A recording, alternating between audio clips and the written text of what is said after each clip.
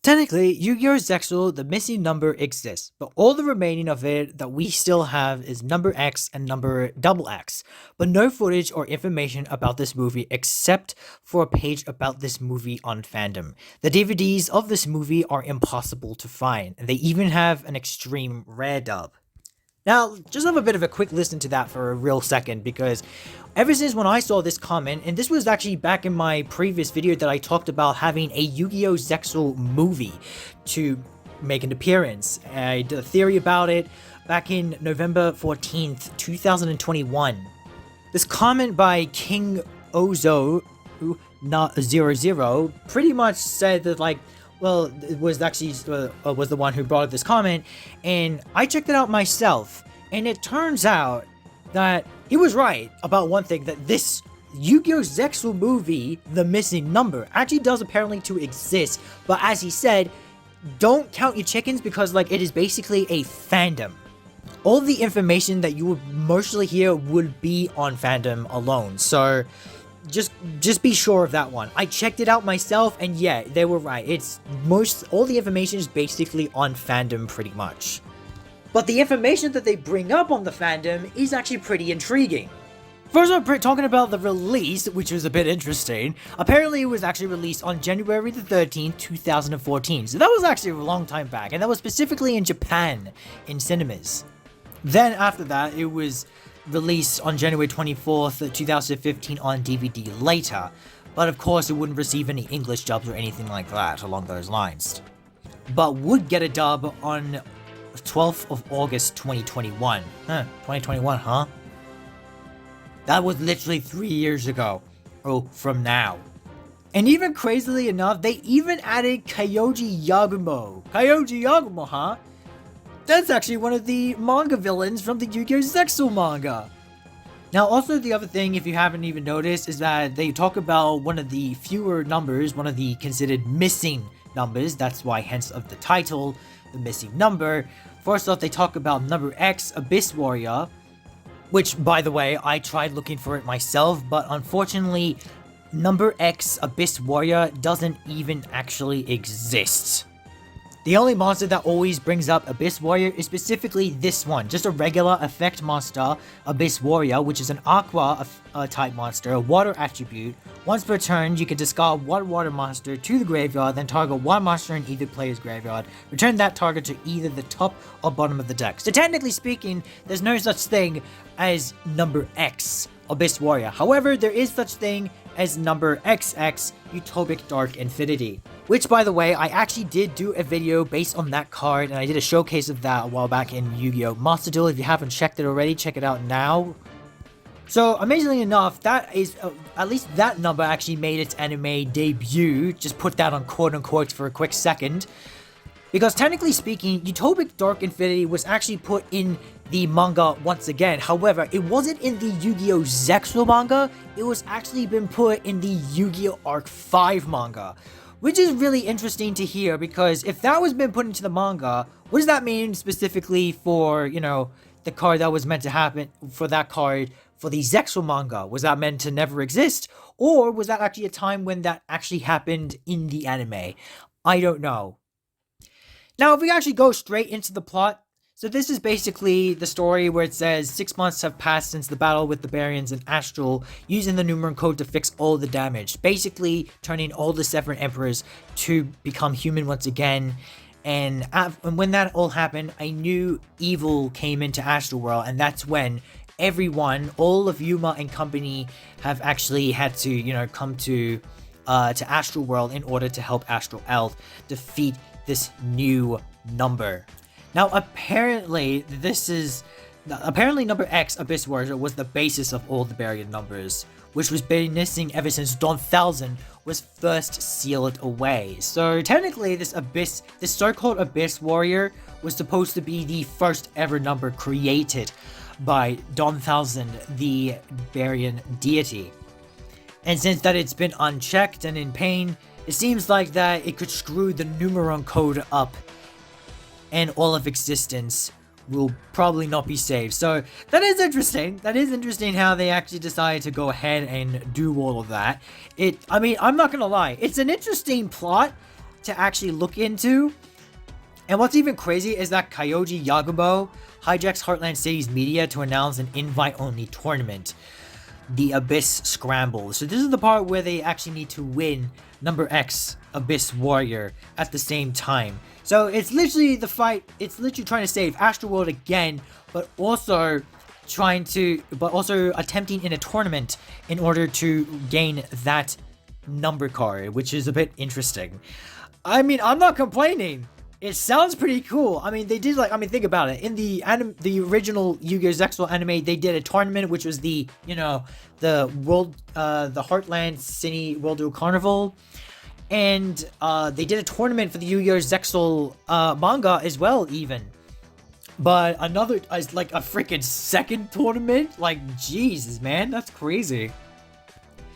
And what's even crazy is that apparently that Yuma Tsukumo actually uses the power of number X Infinity Utopic Dark Infinity in the final battle. So hold up a second. Are you telling me that if that was the case, Dark ZEXAL would have actually made a proper return?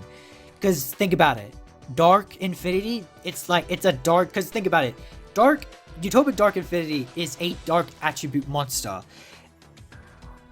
So this would technically mean you would have Dark ZEXAL make a return, right? And you probably would expect to believe that he would probably have like an upgrade himself. But would that technically work? I mean, would you actually use Dark ZEXAL again as the final boss? Maybe you could. You could possibly do that, I guess.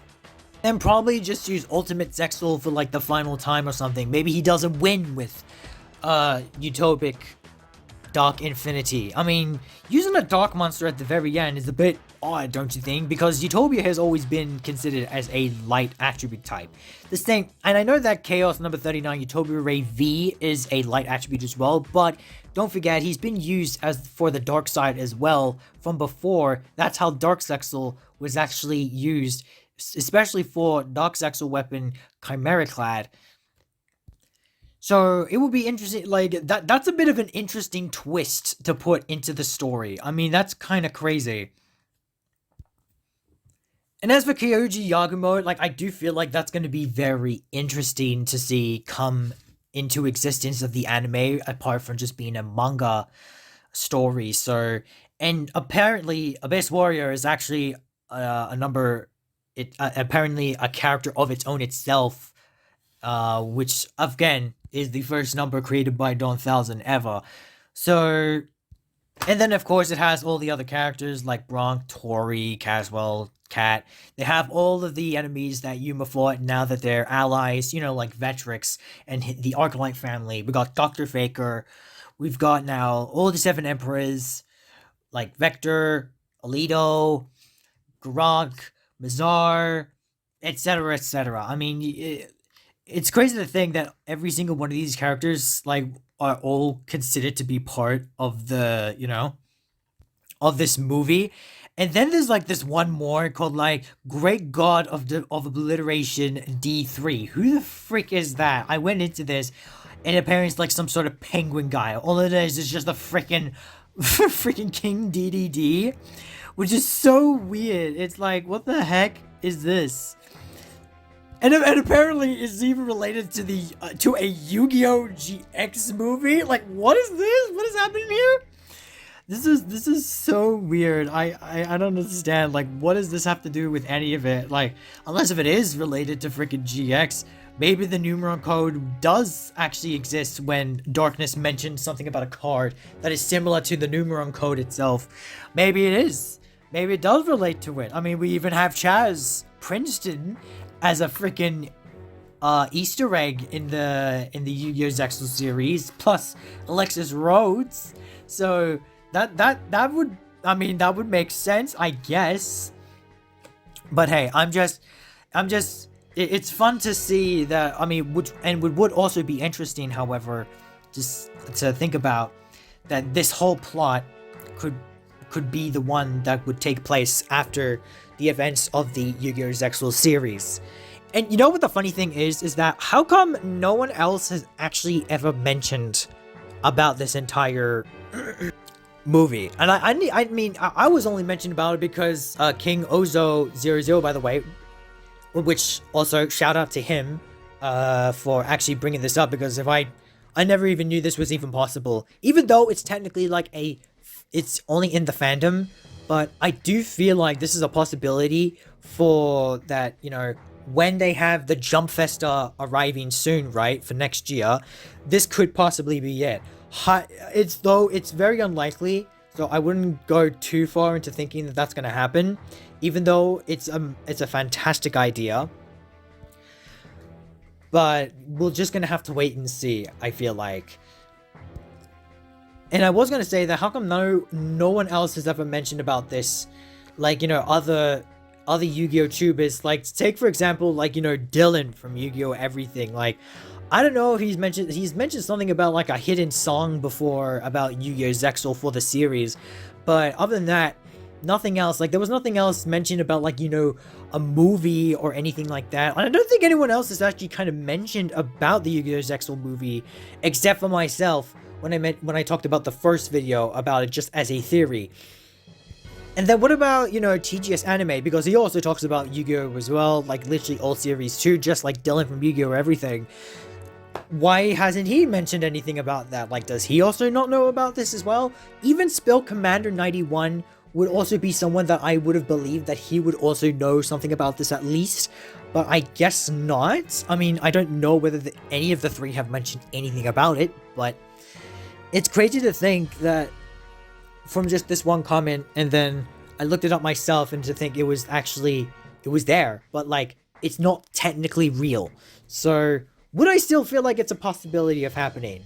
I would say, but at this rate, I'm just letting it open. So it's a very hard, it's so hard to pinpoint. And I don't want to take up long anymore with this video at this moment, but yeah, what do you like I want to let you guys think. I mean, I know that some of you people have already mentioned some things that, you know, a ZEXAL movie would be a great idea in this sense, right? And I totally agree. I would definitely think that, you know, a Yu-Gi-Oh ZEXAL movie would definitely be amazing. For, like, I would definitely feel like there should be, like, with this whole plot about, you know, this missing number, I feel like they should also mention something about the origins of Don 1000, because here's the thing, we never know anything about Don 1000 at all. This was another thing that I was going to mention as myself, and I wanted to come up with a video of that actually what was the idea of him creating this number card, and also why was he the only Baryon, and when he made an alliance with Astroworld. I feel like this should also be put in depth as well if Konami were to ever do a Yu-Gi-Oh ZEXAL movie, especially if they're going to call it Yu-Gi-Oh The Missing Number. I feel like that would work perfectly in a sense to, you know, understand more about Don 1000, which, as I said, I will probably do a video of that maybe some point very soon, because Don 1000 is one of my very favorite final boss Yu-Gi-Oh characters that just left so much of a mystery. He may have the Numeron code once in the final battle with Yuma, Shark, Astral, and Kite and Spirit, but we never know exactly, like, what was his true intentions. What was he like before he was an actual villain?